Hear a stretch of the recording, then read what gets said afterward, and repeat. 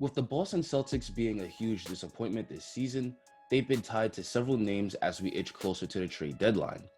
They've been tied to names such as John Collins and Nikola Vucevic in the past. Recently, it was reported that Aaron Gordon has requested a trade from the Orlando Magic, and the Boston Celtics are one of the teams that the Magic have had a discussion with. Aaron Gordon reportedly wants to play for a winning team in a large market.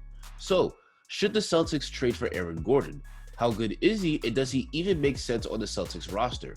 We're going to talk about that in this video, but before we continue, please like the video and subscribe as it really helps my channel grow. Now let's get started. Aaron Gordon was the fourth pick in the 2014 NBA draft. He certainly hasn't lived up to the expectations that comes with being a top 5 pick, but he's definitely become a pretty good player in year 7. On the year, Aaron Gordon is averaging 15 points, 7 boards, and 4 assists per game for the Magic. This season, Gordon has been an excellent player on both ends of the court. On the offensive end, Aaron Gordon can beat his man off the dribble with ease thanks to his athleticism and ball handling skills, and he's become a very good playmaker for his team. Aaron Gordon is an unselfish player, and he's adept at making the right play and finding the wide open man. A new dimension of Gordon's game that's been unlocked this season is his outside shooting. Gordon is a player that has struggled with his outside shot for most of his career, and that has held his game back. But this season, Aaron Gordon is shooting 40% from downtown on 4 3-point attempts a game. And on the defensive end, Aaron Gordon is an excellent defender thanks in large part to his excellent size and strength at 6'9" with a long 7-foot wingspan. He's often tasked with guarding the best player on the other team, and he usually does a great job defending them, and he can guard multiple positions on the court as well. So as you can see, Aaron Gordon is a pretty good two-way player. He would be a huge addition to the Boston Celtics and help them in multiple areas.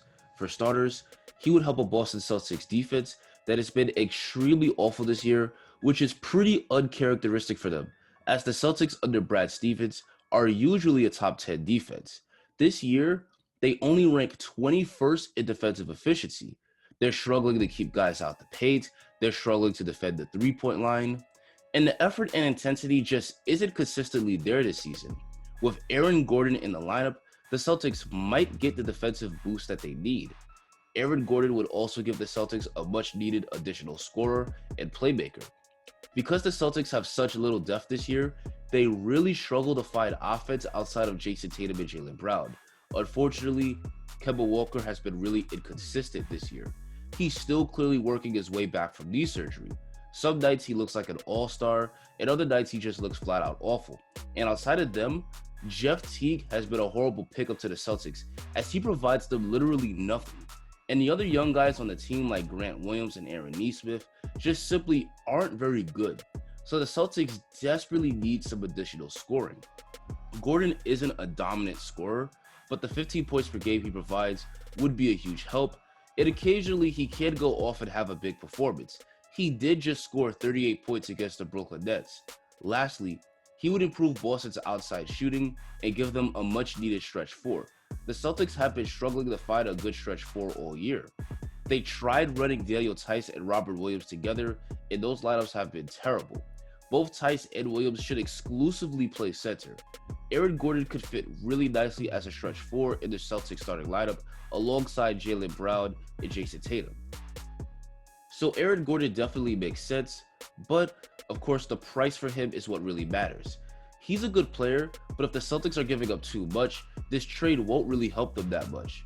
Unfortunately, prying him from Orlando isn't going to be cheap. The Magic reportedly want a good young player and a pick in return for Aaron Gordon. The Celtics do have a $28 million trade exception, so they don't need to match salaries. So in this trade, the Celtics give up Robert Williams and their 2021 first-round pick in exchange for Aaron Gordon. I know Celtics fans don't want to give up Robert Williams, but Orlando wants a good young player. Boston could try giving up someone like Aaron Nesmith, but he's been very unimpressive in his rookie year. The Celtics are going to want someone better. They likely will want Marcus Smart, but Smart is too valuable for the Celtics to give up. Robert Williams at a first-round pick would sting, but that's the price to land a player of Aaron Gordon's caliber. Again, I do think that Aaron Gordon would be a huge addition, but I don't think he solves all of Boston's problems. The Celtics have been lacking a veteran leader, and the ball movement that they had last year has completely vanished. Aaron Gordon probably won't make Boston title contenders, but he should at least ensure that they make the playoffs and help them climb up the standings. And at just 25 years old, if he does fit in, he could potentially be a part of the Boston's rebuild as he fits the timeline of both Jason Tatum and Jaylen Brown. He has another year on his contract at just $16 million, and the Celtics could potentially sign Gordon to an extension, so this could be a move that helps Boston in both the long and short term. But anyway, I want to hear what you guys think.